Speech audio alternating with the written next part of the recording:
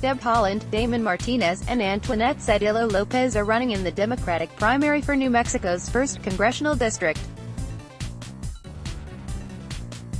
Albuquerque, a wave of money from outside groups is transforming a Democratic primary in this historic mile-high city, making a former prosecutor and veteran the frontrunner in a three-way battle with a Latina law professor and the potential first Native American woman in Congress. Groups supporting veterans, Latino candidates, women and Native Americans are creating a fracas on the airwaves with nearly $3 million in spending. The big money battle highlights how the party's outside groups are clashing, not only over which candidates will battle Republicans in swing seats, but also over who will fill safely Democratic seats, where incumbents can play a role in shaping the party for decades to come and form a bench for statewide runs.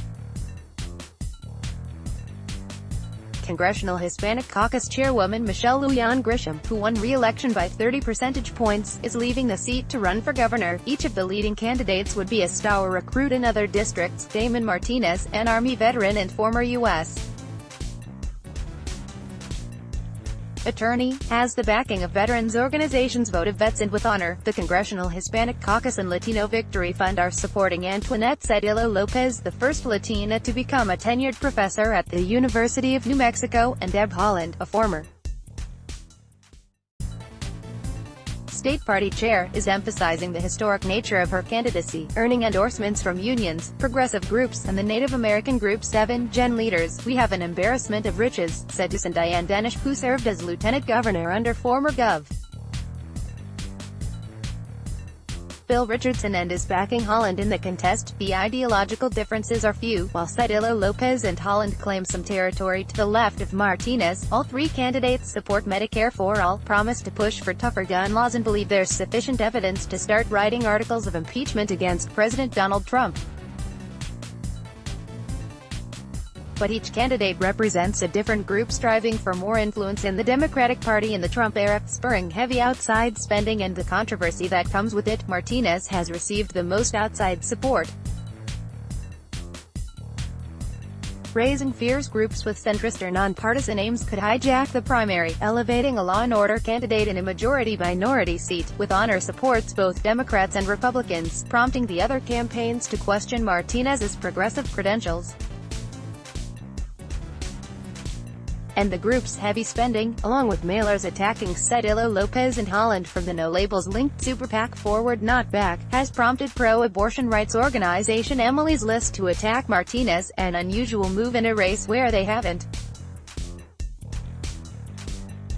endorsed a candidate. "We need more problem solvers and leaders." The television ads backing Martinez are ubiquitous enough that when he knocked on a voter's door in Albuquerque's South Valley neighborhood, he was greeted by an image of himself on TV.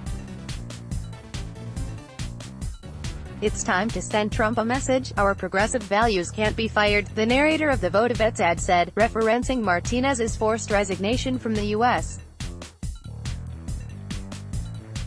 attorney job when Trump took office. "That's why we're sending a progressive veteran, Damon Martinez, to Congress to fight Donald Trump." Similar ads have helped him seize a slender lead in two recent polls from the Albuquerque Journal and an independent journalist. But it's also generated controversy. While Vote of Vets exclusively supports Democrats, other groups supporting him aren't as progressive. With Honor backs veterans in both parties, including conservative candidates endorsed by Sen. Ted Cruz, R. Texas, and others. Requires candidates to sign a pledge promising to co-sponsor one major piece of bipartisan legislation every year as long as they are in Congress, and a super PAC that sent out mailers attacking Sedillo Lopez and Haaland has ties to the centrist group No Labels. With Honor's super PAC is funded by big donors. L Brands CEO Les Wexner and his wife Abigail combined to donate $2.8 million, and Amazon CEO Jeff Bezos' parents chipped in another $1 million. Les Wexner has also donated $250,000 to the National Republican Congressional Committee this cycle, and other With Honor and Forward Not Back donors have given to Trump and former GOP presidential candidate Mitt Romney in the past. If you look at where we are as a country, we "Need more problem solvers and leaders like Damon Martinez," said Ellen Zung, the group's political director and a former official at the Democratic Senatorial Campaign Committee. Martinez, a 10th-generation New Mexican whose family received a land grant from the Spanish monarchy, emphasizes serious leadership in his campaign. He talks about Albuquerque's high crime rate and his work to secure the state's 2 national laboratories, 2 issues the other candidates avoid almost entirely. He argues his history of forcing change on institutions, pushing the University of New Mexico to revamp its handling of sexual assault cases, holding Chevron mining accountable for pollution, shows he can check Trump in a way the other candidates can't. "I understand the system and know how to hold people accountable," he said. "It's not just rhetoric on my part. I'm not afraid to make people mad." The places where Holland and Cedillo Lopez outflank Martinez on the left are mostly related to law enforcement. While both women support abolishing immigration and customs enforcement, Martinez will only commit to supporting a reorganization of the Department of Homeland Security.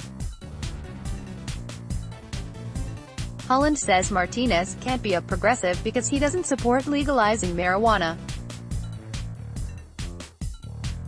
Martinez says he does support legalizing the drug, as long as the legislation considers the impact it has on developing minds. The Martinez record won't add up to a Democrat who represents us. Last week, as polls revealed Martinez surging, the Holland campaign sent up a signal. Under the heading, New Mexico Voter Alert, the campaign asked for outside groups to attack Damon Martinez's true record as former U.S. attorney, using racial profiling and sting operations while failing to prosecute policy brutality. Women Vote, Emily's List's independent expenditure arm, responded with nearly $200,000 worth of television ads slamming Martinez for failing to prosecute police officers involved in deadly shootings in Albuquerque. For Congress, the Martinez record won't add up to a Democrat who represents us, a gravel-voiced female narrator says. He describes himself as a progressive prosecutor, and notes, he eventually crafted a consent agreement reigning in the Albuquerque Police Department. The shootings mentioned in the ad took place before his tenure as U.S.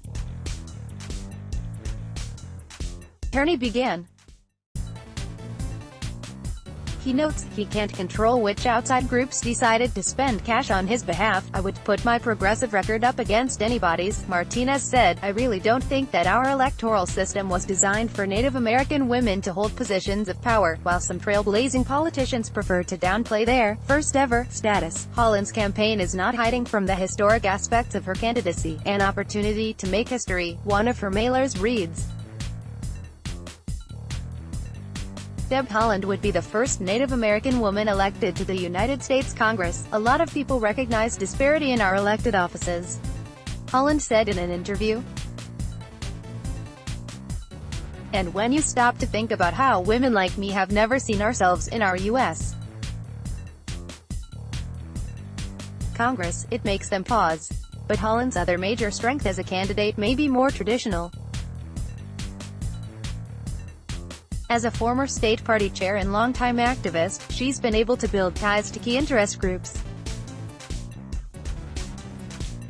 She has the endorsements of the National Educational Association, the American Federation of Teachers and Planned Parenthood, plus backing from high-profile national Democrats like former Senate Majority Leader Harry Reid and Valerie Jarrett, a top aide to former President Barack Obama. "I've attended every single rally, every single protest," Haaland said. "Everything they've ever asked me to come to, I show up. And a lot of people are voting for me because I show up." But those long-time ties haven't turned into advertising dollars. While there are established groups backing both Latinos and veterans running for office, the Native American community doesn't have the same political infrastructure.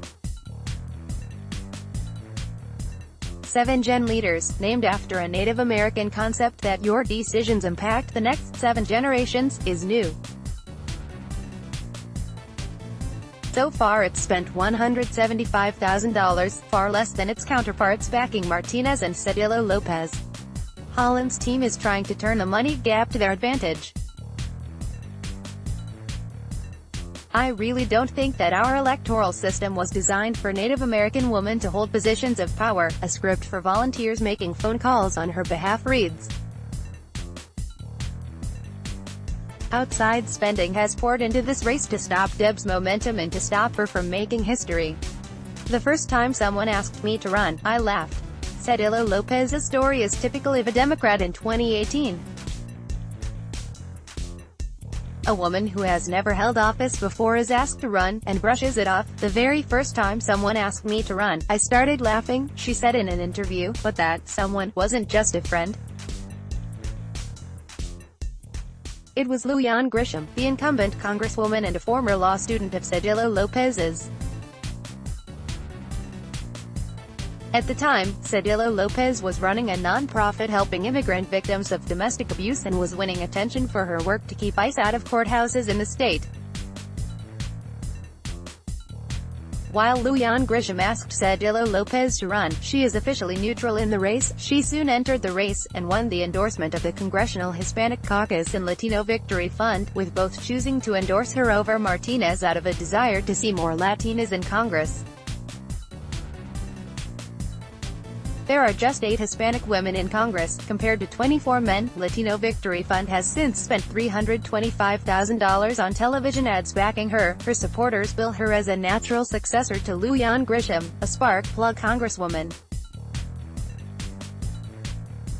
who has drawn national attention for sparring with the president, and they argue her background as a law professor makes her uniquely suited to battle an administration they believe is violating the Constitution on a near-daily basis. Voters will ask me, what can we do about Trump, Cedillo Lopez said. Checks and balances aren't a constitutional issue, they're a political one. And right now we have a Congress where Republicans are either complicit or they're quitting, or in Paul Ryan's case, both, as Cedillo Lopez walked around Albuquerque's Civic Square during a weekday lunch hour, talking to voters, buying burritos and crafts from local vendors. Most seemed receptive to her pitch. We need to see more women in there, one craft vendor said as she took one of Cedillo Lopez's last pieces of literature. Download. Do you have information you want to share with HuffPost? Here's how.